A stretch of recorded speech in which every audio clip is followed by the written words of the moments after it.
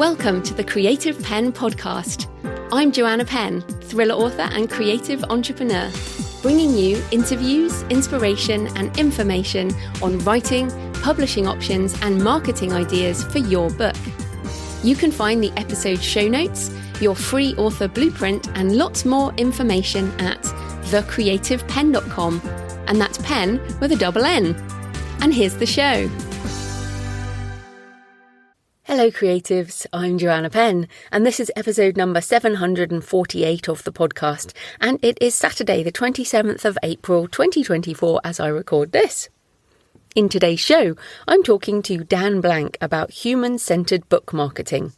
We discuss how you can reframe marketing and embrace it as something you might even enjoy, connecting to a person rather than an audience, finding the right platform for you, the daily work of being an author versus launch periods, marketing later books in a series, and how Dan uses Substack as the pillar of his marketing, and much more. So that's coming up in the interview section. So in publishing industry news, well, the big news this week is that the TikTok ban was signed into law in the USA, which means the owner ByteDance, which is Chinese, has 9 months to maybe a year, it could be extended, to divest the app within the USA, or it will stop being updated in the app stores and I guess will slowly die. Or they can sell it, or as they are doing, TikTok are fighting this in the courts as a breach of constitutional rights. So it might not even happen, or it might be sold and the algorithm will obviously change.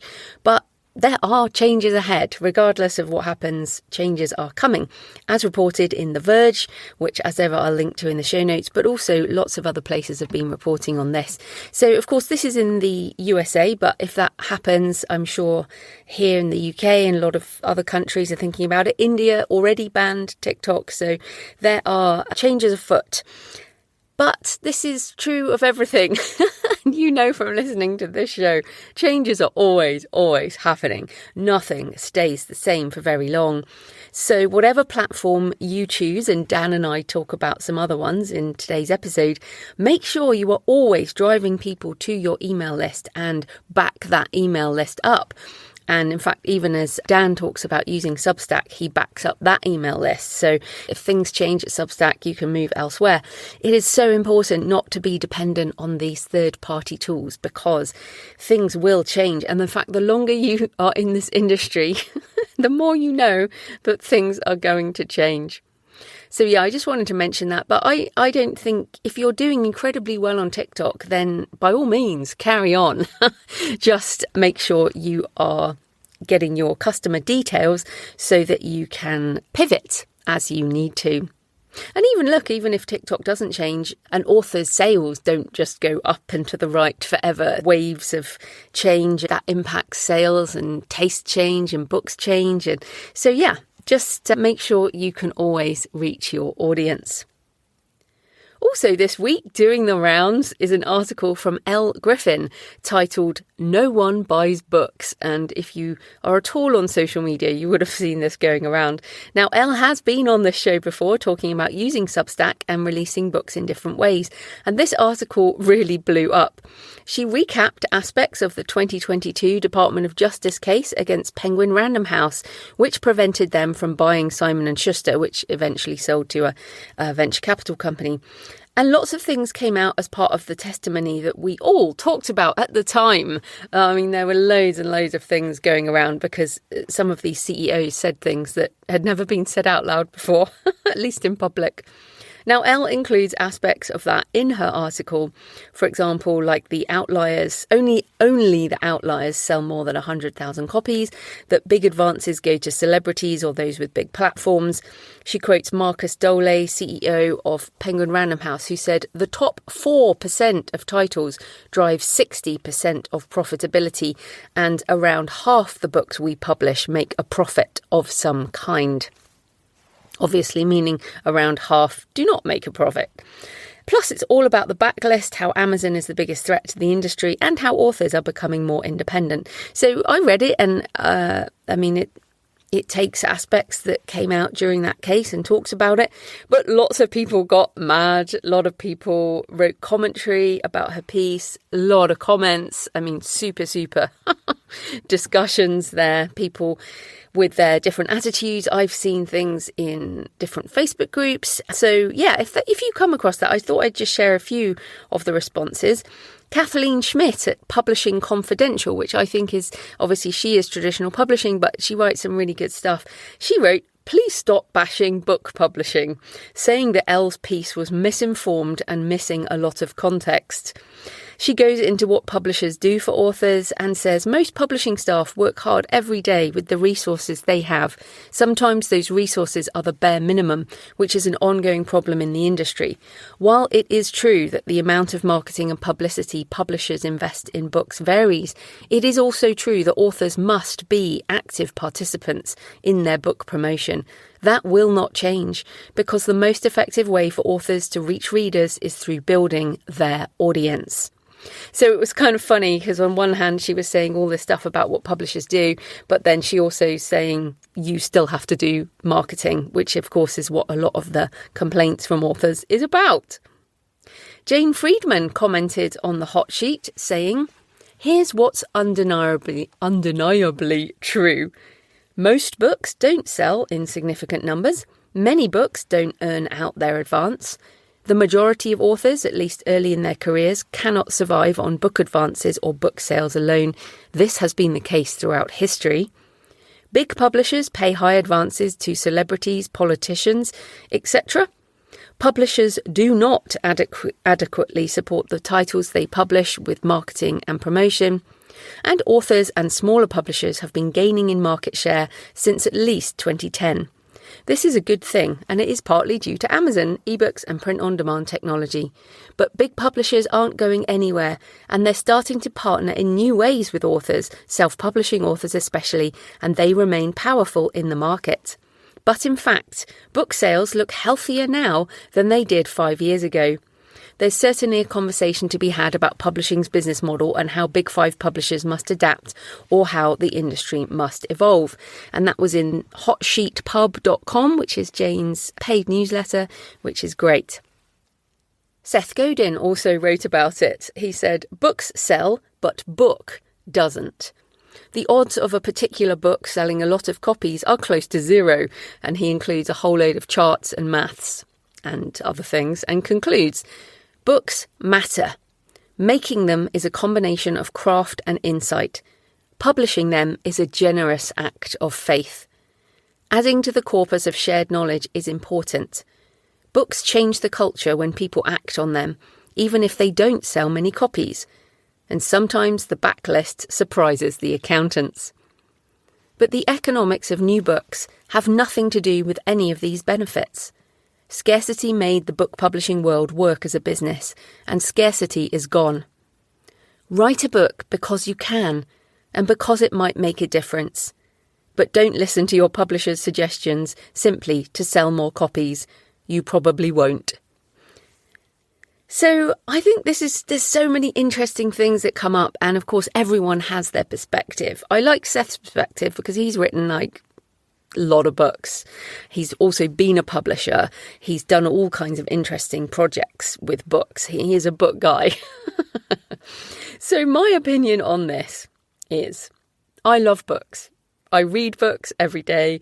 I buy books pretty much every day in every format. I write books. I narrate some of my own books. I like holding books and owning books. And basically, there are millions of us around the world who are like me. Many of us are authors. Many of those people work in publishing, libraries. They're just people who love books. So books do sell. People buy books all the time, including me and probably you. But obviously, lots of books don't sell. To be honest, many of my books haven't sold many copies, as ever, a bit like Marcus said. Whether it's a big publisher or it's a small publisher, some particular books make the most money and other books just don't hit at all. But I will write even if my books don't sell.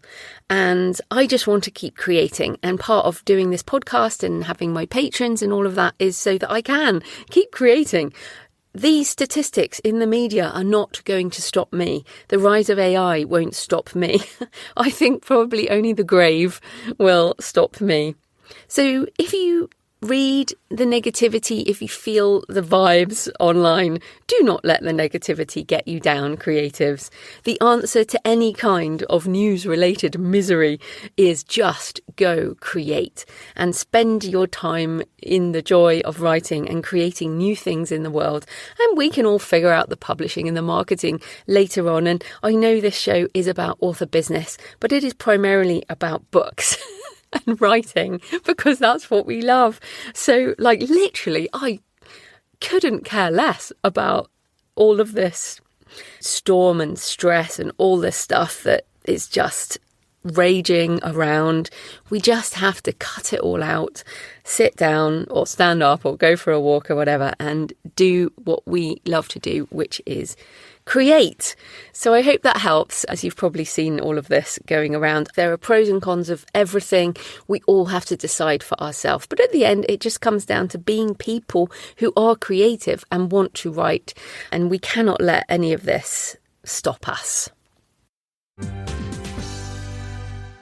So in personal news, you might have noticed in your podcast feed that the Creative Penn podcast logo has changed. It is now a colourful Creative Penn. I just needed to remove my old photos. It was basically the one that was the picture is old, and it's like a few years old now. I'm 4 or 5 years old, and I look different to it. And every time I was seeing the image, I was like, I don't look like that. That's not me. And as soon as you feel like that's not me, it starts to give you some distance from whatever it is. And I was like, this is my podcast. It needs to be me.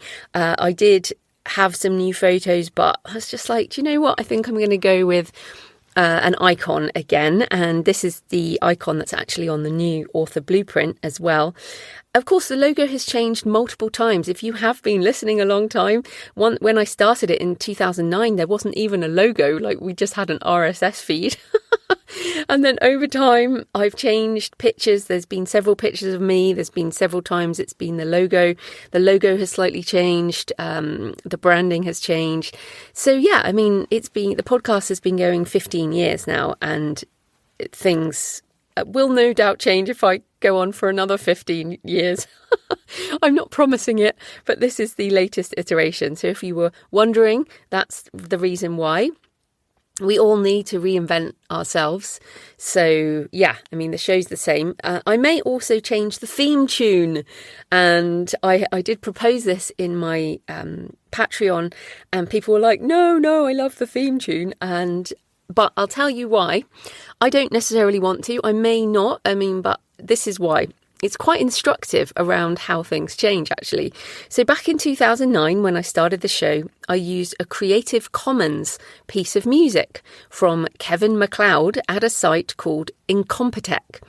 And I tipped Kevin, the creator, at the time. But Creative Commons, there is a lot of Creative Commons music out there.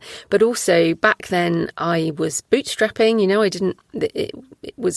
there were a lot of costs associated with things, and so I was using Creative Commons. And over the years, what's happened is that site was sold and then sold again.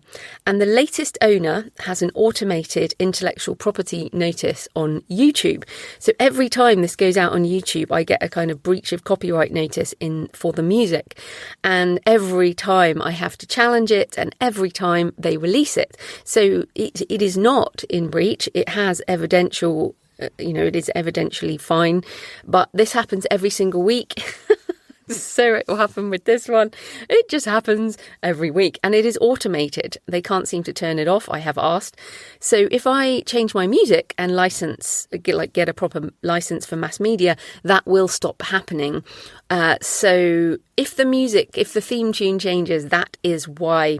And I use Audio Jungle for licensing music, but I'm still trying to find the right piece, because once you've been using the same thing for 15 years, it gets quite hard to reimagine it. But I wanted to kind of tell you that because I also think it's instructive around how things change.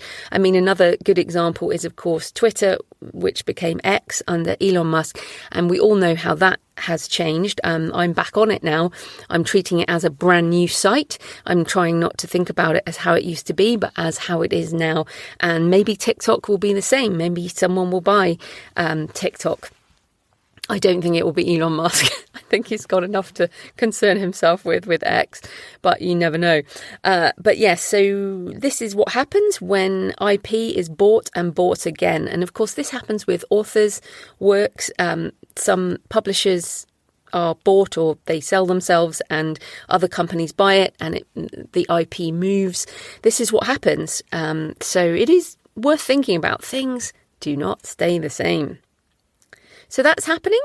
I'm also in finishing energy on Spear of Destiny. This week I worked with my book designer, Jane, at JD Smith Design, and on the interior formatting.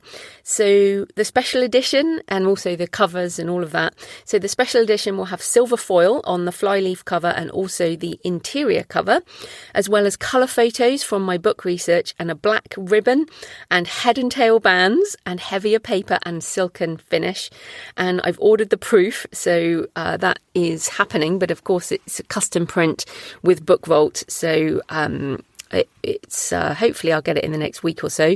The special edition cover will only be available in the Kickstarter, but there'll also be a paperback and a large print in the cover that will be available later everywhere else. I also got the edits back on my short story, and here is the title. Nobody guessed it. De-extinction of the Nephilim. So yes, de-extinction of the Nephilim. I teased that last week. If you don't know, the Nephilim were the children of angels and human women, the giants of legend, and feature in the apocryphal book of Enoch. And I just thought it was a cool idea to find the bones of the Nephilim at the ancient ruins of Göbekli Tepe in Turkey, which is 11,000 years old. And then we could use de-extinction technology, or could we use it to bring them back to life? And if you aren't aware, de-extinction technology is in process. A company called Colossal is using that to try and bring back the woolly mammoth and the thylacine. So yeah, I love the story. I think it's pretty interesting, and that will be a stretch goal in the Kickstarter, and I'll also sell it in all the usual places later on. But all that admin and marketing and formatting was a bit much, to be honest. It's a lot of, this is when I start getting RSI because I'm like clicking things and doing all of that. So I had a day out. I had an artist's date at Salisbury Cathedral. It's only about an hour from me. It is a Gothic cathedral, and I visited the stonemason's yard, and the pictures are on Instagram and Facebook at JF Penn Author. So this is the official start of my research for the Gothic Cathedral project, and I'm calling it a project because I don't know what it'll turn into, but it's going to take some time. If you don't know about the artist date, it's a term coined by Julia Cameron in The Artist's Way, and it's time alone doing something to fill your creative well. Now, it doesn't have to be research. It can just be a trip or go to a museum or a walk or like a pottery class, anything that fills you up. And right now I am pretty empty, having done the book and then the short story. So I was in a bit of a mood earlier in the week, and I was like, why do I just feel so down and so tired and all of that? And then I was like, oh yeah, I just finished a book and a short story. And the energy that comes from kind of getting the book done drops off once you finish it, obviously, and then you need to fill yourself. So I just wanted to remind you, if you're someone and you're like, oh, why do I feel so empty? Well, you might have just given everything to your book. And yes, writing fiction, I actually find writing fiction much more tiring than writing non-fiction. And so that's good to keep in mind. So thanks for your emails and comments and photos this week. There were so many in response to the interview with Thorne, T. Thorne Coyle, about mid-list indie author mindset. Clearly resonated with so many of you, and I guess we're all mid-list indie authors. So that is fantastic. Oh, so I can only read a few of these because there were so many, which is amazing. I loved reading them all, and hopefully I replied to everything. Jim said, "Wow, Thorn, that interview was so helpful. The reframing of how they do marketing and approach writing as what they are called to write, so helpful for me." Nikki Morrock on X said, "Excellent interview. I saved this episode to come back to you again. My goal as a writer isn't fame, it's freedom. And as a paranormal author still trying to find my readers, I have a new hero." Fantastic. Yes, me too. I want freedom. Freedom, not fame. So maybe I think that's what a lot of us want, right? And Julie left a comment on the show notes saying, "Loved this podcast episode. So many great takeaways, including the fact that people need wonder, comfort, pleasure and joy in their lives. I also like the reminder to embrace your weird self and that people do try to be kind." And on X, Liberty Speed or Heart said, "Listening to the show this morning as I get my day started as a rideshare driver. Darn day job." And Liberty, I just wanted to say I use rideshare a lot and I really love drivers. So thank you for driving, and thank you to anyone who's listening. And if you're a taxi, Uber / rideshare, whatever, I really appreciate it. And Carrie sent pictures of gravestones saying, "I took a trip to Cape Cod, Massachusetts a few weeks ago and saw some really old, by American standards, cemeteries that were fascinating." So thank you for that. I always love pictures of gravestones and all the memento mori things you can find. So as ever, thank you for all your comments. Please leave a comment on the podcast show notes at thecreativepenn.com or on the YouTube channel, or message me on X at thecreativepenn with a double N, or email me. Send me pictures of where you're listening, Joanna at thecreativepenn.com. I love to hear from you. It makes this more of a conversation. So today's show is sponsored by my wonderful community at patreon.com/thecreativepenn. Thanks to the 9 new patrons who've joined this week, and thanks to everyone who's been supporting for months and years. You are fantastic. If you join the community, you get access to all my backlist videos and audio covering topics on creativity and writing, tutorials and thoughts on AI, mindset, business, marketing, lots more. Last week, I shared a video on money mindset, and this week I have a behind-the-scenes video of how I used ChatGPT and Midjourney to come up with images for my book cover for De-Extinction of the Nephilim. And I haven't shown this book cover anywhere else, so my patrons are getting a special look. And then also how I worked together with Jane, my human designer, to put the cover together. So it's a kind of end-to-end ideation of images with AI, and my process and all my prompts and all the images along the way. And it's quite funny, as working with AI is funny a lot of the time. So it's a lot of giggling, and then also how we do my cover design process. So the Patreon is a monthly subscription, about the equivalent of buying me a black coffee a month, or a couple of coffees if you're feeling generous. So if you get value from the show and you want more, come on over and join more than 1,000 authors.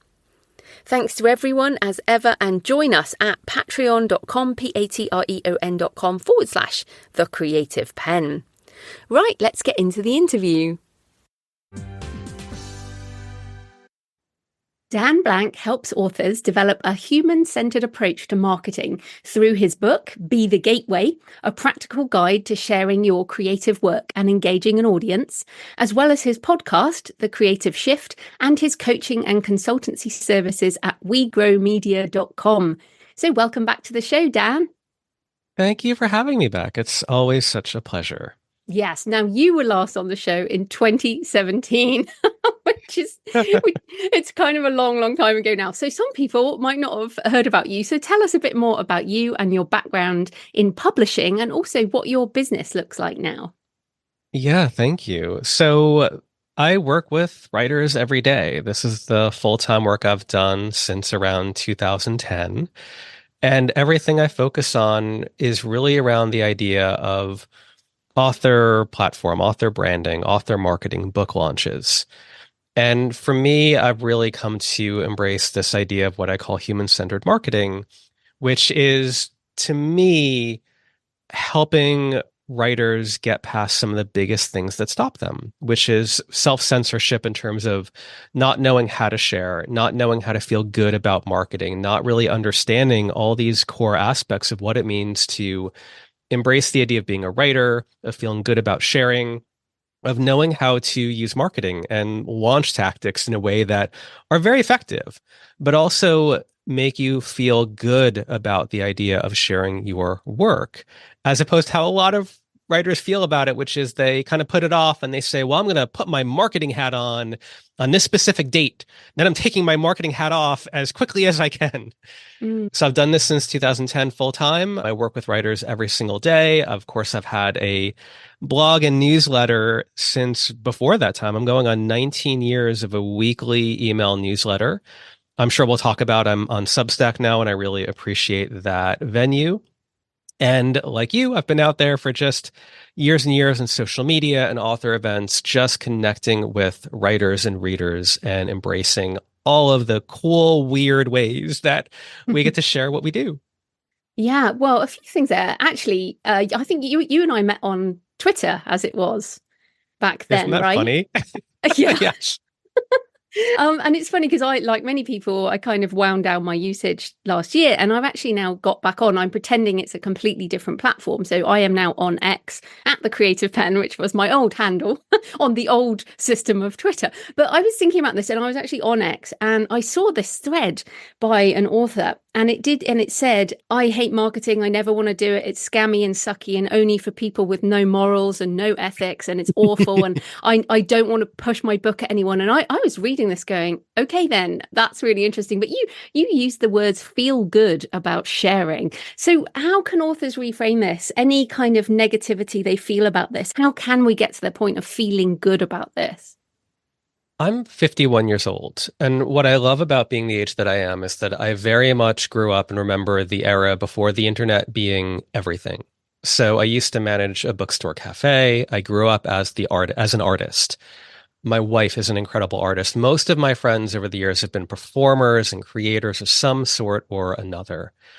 And to me, it is just a beautiful thing that people are able to write. And when I look back at the totality of my life, when I think back to a bookstore in the 1990s or a literary salon, invariably it is this idea of surrounding yourself with people who care about the themes that you write about, who appreciate writing and art and creativity.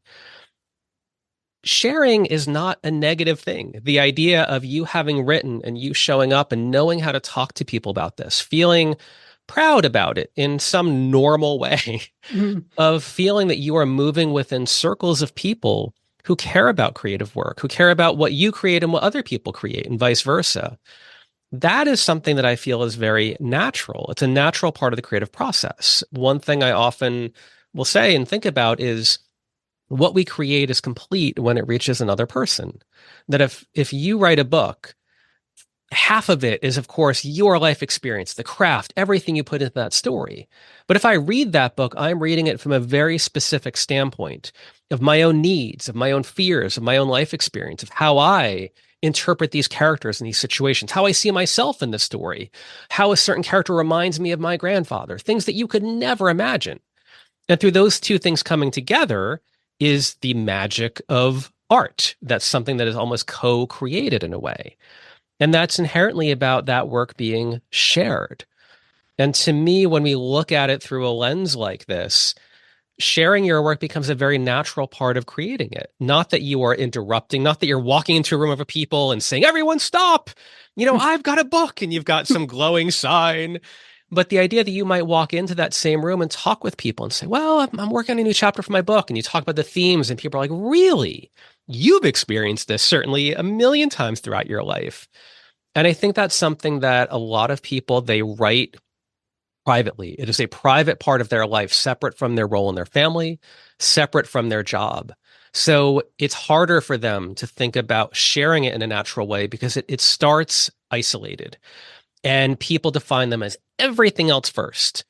But as you get comfortable in knowing how to talk about your work, in knowing how to think about who your readers are, I think it becomes more natural. And the idea of thinking of marketing not as a horrible thing that must be done to interrupt people, it becomes a much more natural part of what it means to be a writer who's living a fulfilling life as a writer. Yeah, you have these key principles that shape your approach. And one of these is connecting to a person, not an audience, in inverted commas, like a market or whatever, the big words are. But I feel like we're in this difficult tension between deep connection, and some of the things you said are great, and can work, like you said, if you're in a bookstore with a person in a cafe or whatever, but they also seem unscalable. And we need to sell enough books to make marketing worthwhile, and books, there's low profit in terms of how much money most people make per book. So we do need to think marketing at scale. So where's the sweet spot? How do we keep the connection but also the scale? I think there's always this middle ground that we don't talk enough about. And this goes back to traditional marketing. And this is like my total obsession. So I do like talking about the very classic idea of a marketing funnel, which is sort of fuddy-duddy and old-fashioned in a lot of ways, but I find it to be really useful. That if we think about, to me, the concept of marketing funnel, if you imagine an inverted pyramid, at the top is the wide top where people become aware of your work, and somewhere in the middle, people become interested, and then they might actually take a step to buy one of your books or get on your newsletter list, and then they finally buy something, and then they actually read the book, and then they review it, they advocate, they do word of mouth marketing, they buy your next book. Think about moving through that funnel from very wide to very specific. All of these ideas are really helpful to think that if we get exposure, and let's say it's on TikTok for a certain kind of author, or it's a speaking event, that is just the first step. The other step is the people who then come up to you after that talk and they ask a question. And then it's the idea of them taking your card or getting on your newsletter list, or you giving them a free book and them getting that. It really is this series of a relationship of sorts. It's a professional relationship, but where you are slowly moving them from one sense of connection to a deeper sense of connection. It's not just exposure or just sitting in a room by yourself with a reader and talking to them. They go through these phases. And what I like is that media kind of helps us do this in a way. Before we started recording, you'd mentioned you'd heard me on another podcast, and it sounded to me like that reminded you, oh, yeah, we haven't talked to Dan in a while, that me being on that very public thing kickstarted a reminder to you. And then some number of weeks or months later, probably remembered. And then you emailed me and we set it up, that these things happen back and forth in a way where it's about that mass exposure, but it's about moving through the sense of awareness to interest to conversion to advocacy. And the idea of focusing on one person to me is meant to highlight that. So I've really enjoyed being on Substack for the last year with my newsletter. And in the last couple weeks, a bunch of stuff I've shared has gone viral on Substack. It's done really well there. And I can look at the numbers and say, look at these big numbers. These numbers now are bigger than they were before. Look at this chart, how it goes at a steeper angle. And the reality, though, is that my days are spent commenting back and forth with people mentioning me, people giving feedback, and me spending, at this point, more than an hour a day commenting back and engaging with these people and look at what they're reading and seeing names come up again and again. These numbers have to come into some form of a sense of a progression with your readers to kind of get them from they become aware of my book to they want to buy it, to they've bought it, to now they started reading it, to they finished it, to they reviewed it, to they're telling people about it, they're buying the next one. It's a longer progression than I think sometimes people make it out to be. Yeah, there's a few things I want to come back on. I will come back on the Substack and the email because I know I can hear people asking that question. But I want to pick up on something you just said, which you said TikTok for a certain type of author. And I think what has changed since you and I first connected on social media is we have always had that long funnel, as in we never expected to put out a tweet or put out a podcast episode and have an immediate buy from an impulse purchase.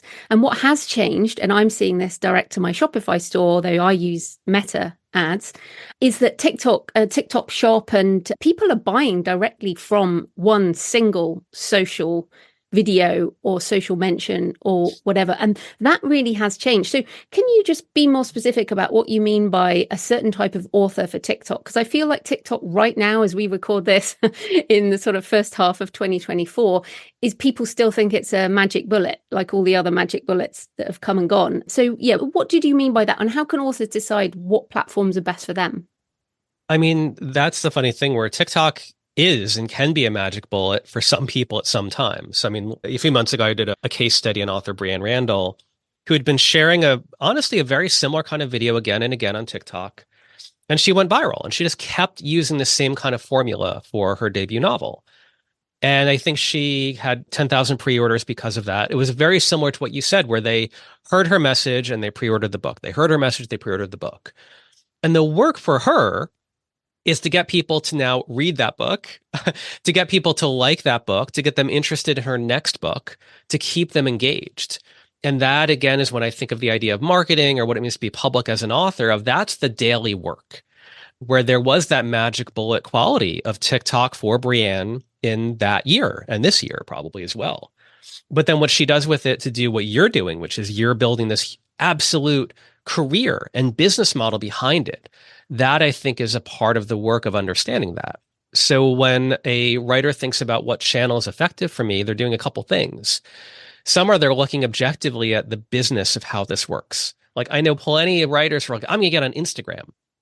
And then they ignore the data that's in front of them, which is like, well, if you want to succeed on Instagram in this general era, you really need to embrace Reels. And there's all kinds of reasons for that. But they're like, no, no, no, I don't want to do video. They think of Instagram as it was really in 2017. So they're not going to get the value out of it in that way. Or they view video in a very, very specific way. And they ignore a lot of the trends that we see on like TikTok or something about being incredibly authentic or just doing a video from your car or your bedroom or walking somewhere because they instead want to be in a studio. So some of it is looking at the data and getting that data. Some of it is your comfort level and thinking about what you're really good at and something you really enjoy. And this takes time to figure out. For me, I like writing newsletters and I like doing video. So these are the two things that I really focus a lot on. And then it is looking at where are comparable authors? Where is the community? Where are these things happening? Any kind of author can find success on any platform, but I think you and I have both probably seen, or I know I've seen, I don't want to speak for you, where we can say, wow, this certain community of writers is really active here, or we've seen again and again books in a certain topic or genre really using Instagram effectively or TikTok effectively, or, oh, with this certain topic, oh, over on X. Yeah, there's a big following there. People are really primed to be engaging in this kind of content there. So you're mixing these three things together. And I do think experimentation comes from that, where they have to give a good first run of what feels comfortable, what feels strategic.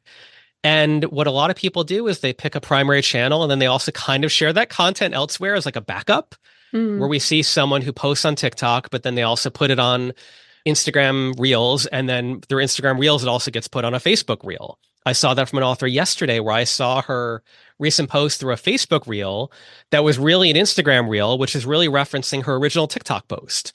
So they're thinking about how these secondary channels move into a primary channel. Yeah, I mean, you mentioned something earlier as well around the sort of the daily work. You used the phrase the daily work. And there is a big difference between the daily work of, let's say, putting people into the top of that funnel and nurturing existing customers and fans and readers, and then comparing that to a sort of launch period where people will have a bit of a frenetic pace as such. So how would you differentiate the daily work to a launch period? Great question. So one, I always think of this work as a craft. So it's the idea of how do we do a few things really well? How do we attend to it every week? How do we get 1% better every week or every month at these few things that we're doing? So with a launch, you're leveraging a lot of other things. So one, we've got a very specific window. So defining that window for yourself can really matter, of knowing I'm looking at the next year with the kind of pre, the during, and the post-launch, or I'm looking at the next 6 months as the launch window. That I think really helps you think about marketing in a lot of ways because you think about what are the few things I'm going to do in that year to promote this one product, this one book, so to speak. Then we're leveraging the fact that newness is a thing. People like new things. Media likes talking about new things. Podcasters are more likely to have you on when there's a new thing. Your community around you is going to be celebratory around a new thing. So it's the idea of leveraging that. And then I always think about there's the organic stuff you're going to do. You're going to do the cover reveal. You might have a video. You might have all the kind of standard things you might do. And we kind of map that onto a calendar. Then I try to think about, because we're focusing people on this one product, this book that they haven't read yet, they might not even know they want to read. I try to think of all the ways into that. So around that one focus, I'll often think about all the different emotions as different ways in. And again, we see this a lot in social media where there can be a way in around joy, a way in around purpose, a way in around fear and anticipation. So again, you could think of a TikTok video of someone where they're being like, oh my gosh, the book is here, and it's crying tears of joy. And then another one where they're thanking, there's gratitude. They're thanking their mentors. And then another one where they're crying and they're actually afraid. They're saying like, I don't know if this is going to work. I've put so much into this and it might not be good enough or might not be ready. And these, I think, are ways in a product launch to the idea of focusing people, giving more people attachments to this book.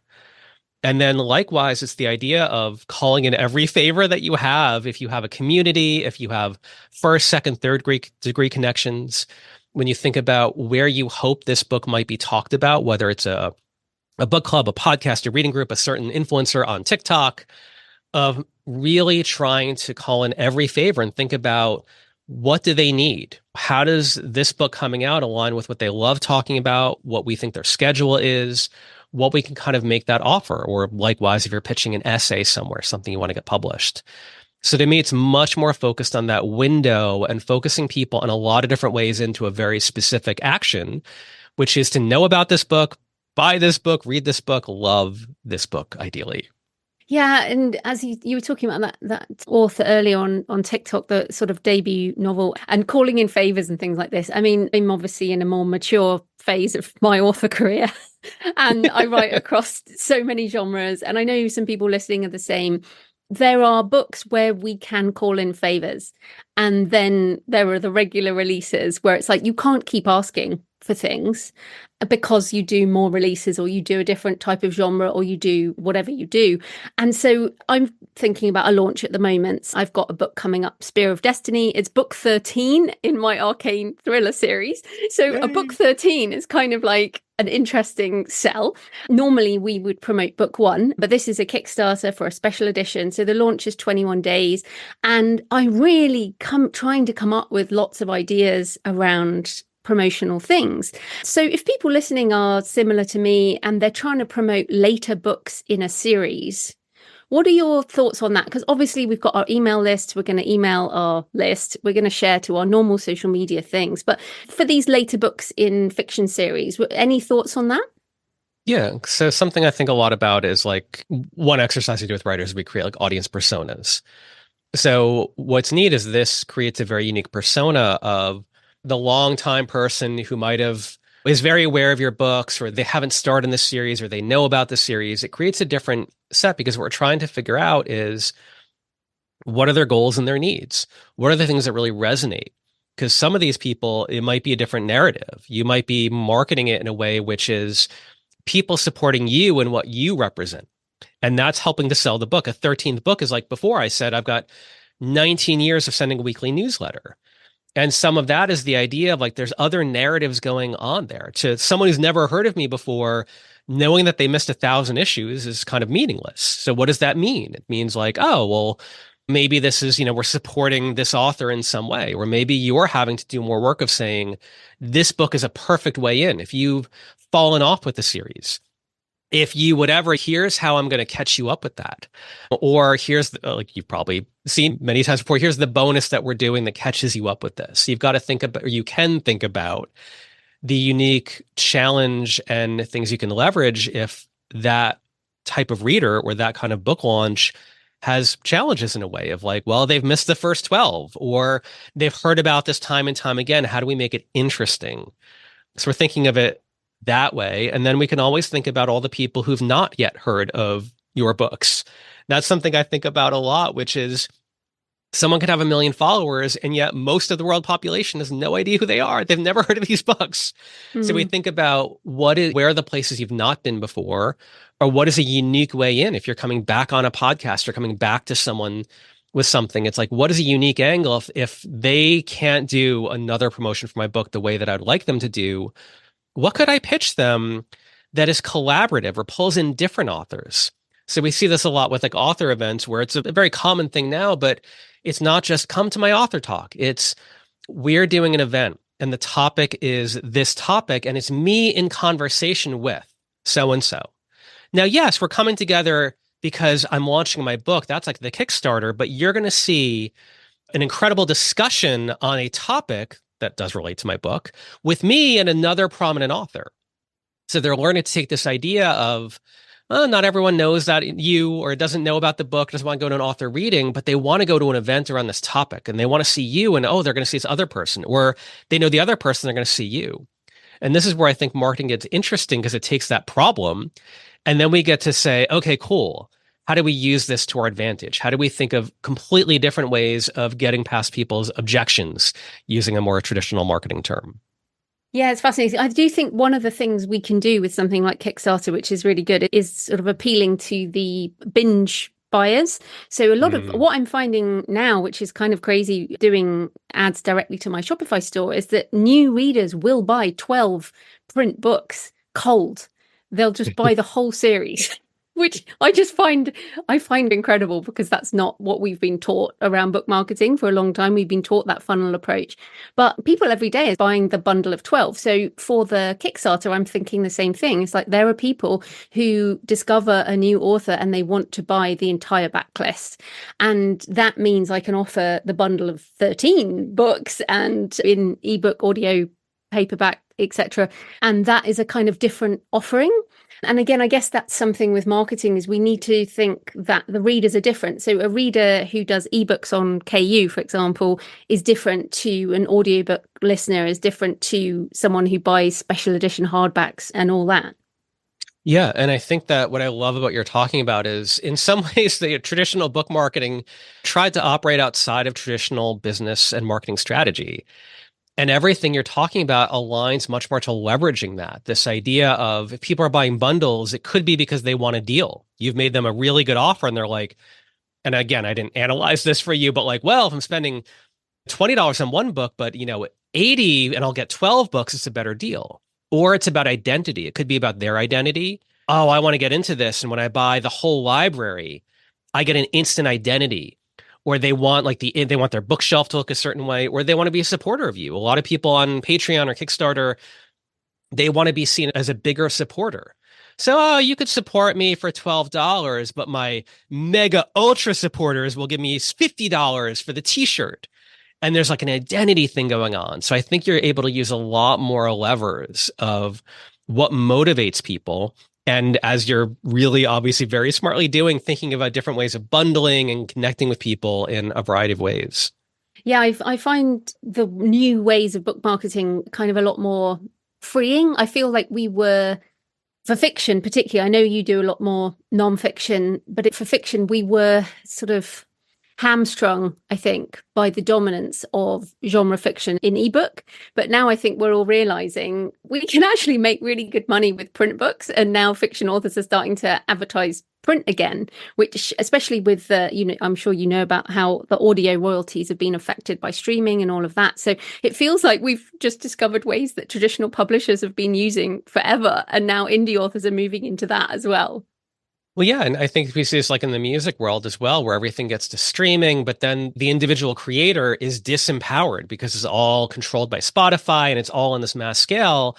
And now we have this unbelievable resurgence of people buying cassette tapes, CDs, multiple copies of vinyl because there's different pressings, of buying the sticker, but thinking of like Taylor Swift's recent launch, where it's like cassettes are a thing now. And it's empowering her, it's empowering their identity. And it's that physicality and it all comes in a different way. So I absolutely love that example. That is so funny about cassettes. I was walking past a street market here in Bath, and there are these old stalls covered in vinyl and tapes. And all the people shopping at this stall were young, like teenagers, early 20s. And it was so weird. I was like, what, where are they even playing this stuff? Or are they just not playing it? I mean, where do you even play a tape deck now? Isn't it incredible? I've got a tape right here. Like you can hear like the old tape stuff. But yeah, it's neat. And I think people are rediscovering it. It's some of it's nostalgia. And some of it I think is for people who are younger. Like I've got younger kids. It's this brand new thing. I can hold music in my hand for the first time in their whole lives, which is incredible. But I mean, we're similar age, right? I mean, we used to buy tapes and then the machine would chew up the tape. I don't think they realize. There goes your $20. Yeah, exactly. I don't think these people realize that these things get chewed up and then you can't play it anymore. So you have to keep it as an artifact because playing it may damage it, which I think is maybe that's part of the attraction, I suppose. Maybe. Yeah, it's so interesting. Okay, well, let's come back to Substack. Can you just start on the platform approach? Because obviously, when we started online, when you started your email list, you were not on Substack because it didn't exist. So, what have you found particularly good about the platform? What did you switch from? Any sort of recommendations on platform?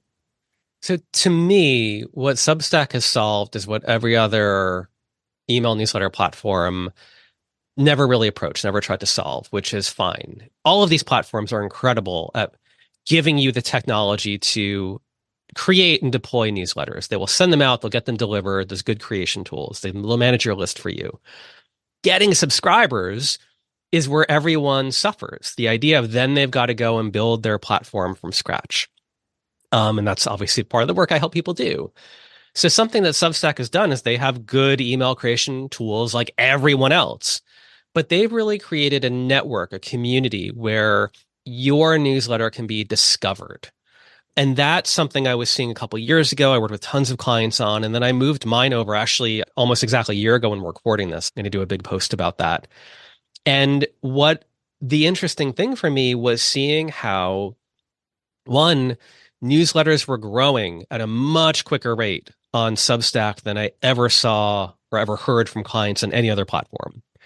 And then two, there was a lot more engagement in Substack than I've seen since the early days of blogging. So it is incredible for me. I'm actually going to my most recent post. I had a really big post last Friday where the comments section, remember when comments were a big deal on blogs? Yeah. I have 162 comments on my recent post in Substack. And I used to have something like that years ago where you'd post, there'd be all these comments, it'd feel like a community. People would comment on each other. People would discover each other's stuff through the comments. That all got dispersed to social media in the last 10, 15 years. And that was fine because social media is unique and cool in its own way.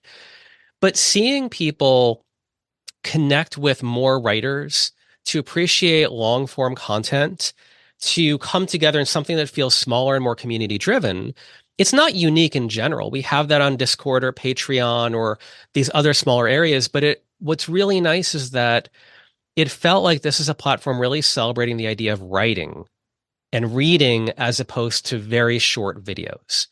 And I love very short videos, but it's a different skill set for a writer to say, I'm going to get really good at TikTok videos than it is to say, I'm going to write a 1,500 word piece and send it out. So I've seen that discoverability and that really celebrating the idea of writing and reading and connecting with each other.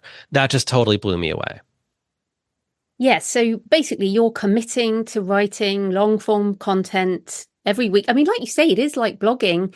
But what's so interesting is I've really switched to being an audio first consumer. So I don't read articles at all anymore. I read books and I listen to podcasts and I listen to audiobooks.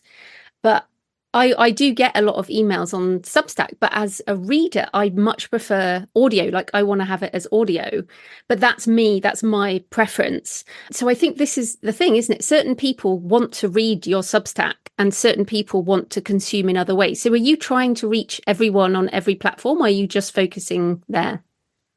So it's interesting because what I've seen Substack do is now it's kind of like a newsletter. It started out, then it's got essentially a blog because it's got the online publication. Now they have audio for all their posts. So you can do voiceover for all your posts, and plenty of people do that. They now have video posts and automated transcripts. So they're definitely, and they have their own social network that's very much like Twitter. So they are, I think, trying to leverage that. And what is nice is it gives you as the user of it the opportunity to say, oh, I want to make sure that everything I share has audio because that's part of how I like it or how my consumer likes it. For me, I think that last year when everything changed with Twitter/X, what I saw was a really big shift in social media in general. That to me was generally always the center of how we viewed social media, even if someone wasn't super active on it. When that broke, what I saw was it breaking people's own expectations of where they show up and where they find people and their own preferences. So I saw a lot of people split off for a while anyway, of saying, well, I might not be there as much, so I'm going to go to Blue Sky or Instagram or Threads. And it was tough because people got there and they saw some of their friends there, but not all their friends there. Mm. And that really had them reassess things. So one thing that I look at for myself and for other people too is saying, well, where do I really want to show up? Where am I comfortable and where are my people? So for me, again, because I've always had the newsletter, from a business standpoint, I like it because I've had enough writers that I've known say, oh, I was doing great on Instagram for a while. I built up 40,000 followers, but then I don't know what happened. My account got flagged and da da da da da. And no matter what I did, I couldn't get back. Or they say the algorithm has changed and now I've got to do these videos. Even when I do the videos, they don't work like it used to, and they feel kind of bad about that. I do like the fact that for a newsletter, I regularly download and back up my list, and that if Substack goes away tomorrow, I can take that list and move it to any other platform. I have a way of reaching people. That feels like a good center for me. Obviously, I still love social media and all these different platforms, but I like the idea of finding a center where you feel you're comfortable, where your readers are comfortable, where it works to your business strategy, and then also diversifying. And we see this even for a YouTuber, someone where their whole income is YouTube. They'll now have multiple channels. They will actively say, join my Discord for conversation. They know that their account can get flagged for the wrong reason, and they need a way to communicate with people. So they've again gotten much smarter from a business standpoint of making sure their business doesn't fall off if one thing happens on one network. Which is what we talk about a lot with Amazon as well. Yeah, last year, I call it the splintering. We've got this splintering of these communities that were in one place and now are kind of everywhere. You can't reach everyone, so you have to focus. But I do want to come back to, again, you talked about the daily work earlier, and you said you spend about an hour a day answering these comments and that engagement side of posting content. Now, as authors, and I'm on like number 47 or something now. I want to write books. I want to use my words for writing books. And that's what I like to do. So although I welcome comments on this episode from people listening, and also I get emails every day from people, but I don't want to spend an hour a day engaging on what is essentially social media. So how do people balance that, this kind of engagement connection versus doing the work of writing books? Yeah, some of that I think is just really getting clear about one's, I don't know if this is the right word, but their values in a way. Not that there's one value better than another. Knowing how you want to spend your time. So a lot of authors I talk to, full-time authors, they spend a big chunk of their day creating, and it's often the first half of the day, not always. There has to be a limit, a creative limit of how many hours they can spend writing. Of course, we know a lot of famous examples of, no, they write from 8 a.m. to 6:30 p.m. every day. Most people I found, they've got 3 to 5 hours max of like pure creative work. And then because they want to change gears or because they want to actually have a business around their creative work, they know that they've got to spend another 3 hours in the afternoon or something managing the virtual assistant, managing email, setting up a promotion, thinking about a book launch. And that's a part of it. And people get to define that. Someone can offload that to other people, obviously, and have a team of people. So whenever I look at someone who's really successful, I love looking them up and realizing, oh, they've got a team of 4 people. They've got a team of 2 people. They've got a team of 30 people. And then it's the idea of what do you enjoy or what is this for you? Some people really like engagement or they really like going to events or they really like speaking. That's for you, everyone individually to decide in a lot of ways. For me, because I grew up as a creator, I was always involved in creative communities. And like the whole idea for me is this, what I like about the internet is that it's this beautiful thing where someone can be anywhere in the world for the most part and feel they want to create something that their family doesn't understand, their friends don't understand, their community doesn't understand, they can create it and they can distribute it now that they couldn't have done 20 or 30 or longer years ago. That to me is magical. And the idea that to me, a work is complete when it's received by someone. That's not a rule. It's just how I tend to view it for myself. I truly get goosebumps. Like, hearing people comment back on stuff and doing that. It just feels so special that something I wrote inspired them or they offered something additional to that. I'm not long form doing these long comments back to people, but for me to just see other people, to just recognize that if someone took the time to comment, I'm going to take a moment to comment back. Beyond that, to me, it's just productivity. It's just how I schedule that time when I do it. I'm very careful about that. At 4 o'clock, I'll go in and I'll spend 30 minutes going through all the comments here. I'll process email at this certain time. Beyond that, it's just working into the rest of my life because, like you, everyone is really busy and you've got to find that balance. And then I think the rest of it is also forgiving yourself and letting go of things that you can't always do. You get to start with the values, but at a certain point, you might say, I'm calling email bankruptcy, or I'm just not doing that. And you've got to also feel good about that as well, because we have to have good physical and mental health in addition to all these quote unquote obligations we feel that we have. Yeah, it's so interesting. And of course, you were talking there at the beginning about people who are full-time creators. But when I had a day job, I would write in the morning before work, so like 5 a.m. And then in the evening, I would do the connection, the social media, the marketing. So it's like whatever time you have, you need to split it into two, the creation side and then the business and marketing side, right? However much time you have, it should be split like that. Yeah, or you have to get an assistant or a partner, whatever, who might handle aspects to it that you don't want to handle. That's the other end of it.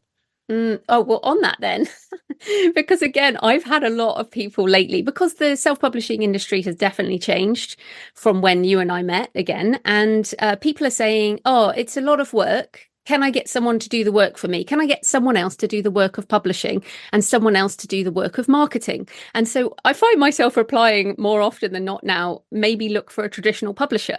because if you want someone to do the publishing and the marketing, then maybe that's what you want. But I did want to ask, I mean, it's funny, right? But I did want to ask around marketing, because people do seem to think still that if they get a publishing deal, they don't have to do any marketing. But what have you seen? Because you work with a lot of traditionally published authors. How much can people give that to a publisher, or are they expected to do just as much as indie authors? Yeah, I mean, I work with people on every publishing path, every kind of writing. And so I will have some clients who are multi-published, traditional publishers, and they still hire me because they know they have to do the work. Publishers are amazing, and hybrid publishers are amazing too. And there are some things that they will do. In general, it's often different than what you might think. And it's different for every publisher and every publishing team and every book, where the author's expectation might be they're going to handle it. And their expectation might be, well, we're going to come in kind of closer to launch than you think, and we're going to do these couple things really well. And then we're going to stop at a certain point because we have another list of books to publish. Whereas the author, I don't want to say is expected, like it's this role being thrust upon you. To me, it's an opportunity. You're the only one who cares more about this. Because I'll talk to writers who are like, well, can't I just hire someone to do all my social? And it's like, oh, yeah, you can. We can talk about an assistant and the process and examples of that.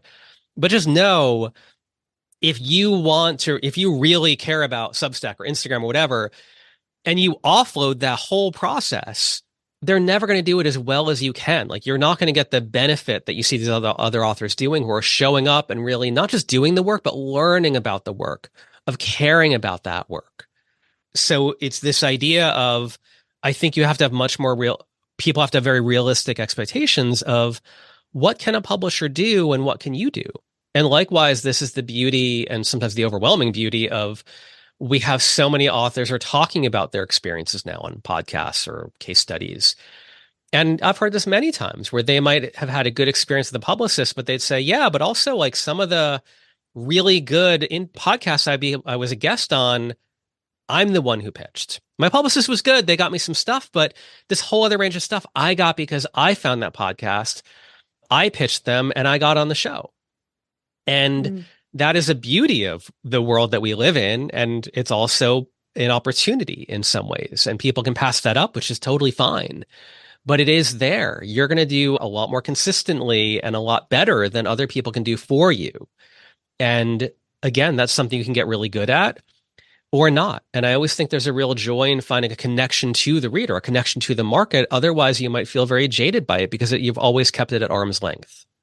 Yeah, and keeping that joy and finding that joy in every book launch, I think it's the only way to keep a long-term career going. And It's funny, I guess I count myself now in having a long-term career. I've gone past 15 years now, which is kind of crazy. Amazing. I know. Right. So where can people find you and everything you do online? Sure. So my main website is wegrowmedia.com. All my stuff is there. How to work with me, all the case studies, everything. My Substack is danblank.substack.com.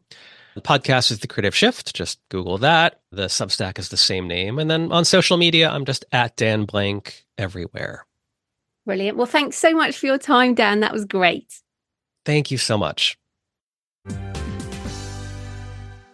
So I hope you found the discussion with Dan interesting and that it might help you reframe marketing as something more sustainable and an enjoyable part of your author business. You can leave a comment on the podcast show notes at thecreativepenn.com or on the YouTube channel, or message me on X at thecreativepenn, or email me, joanna@thecreativepenn.com. Next week, I'm talking to Shell Honecker about using tools to automate your author business so you can spend more time on writing and doing the things you love. In the meantime, happy writing, and I'll see you next time. Thanks for listening today. I hope you found it helpful. You might also like the backlist episodes and show notes available at thecreativepenn.com/podcast. You can also get your free author blueprint at thecreativepenn.com/blueprint. If you'd like to connect, you can tweet me at The Creative Penn or find me on Facebook at The Creative Penn. See you next time.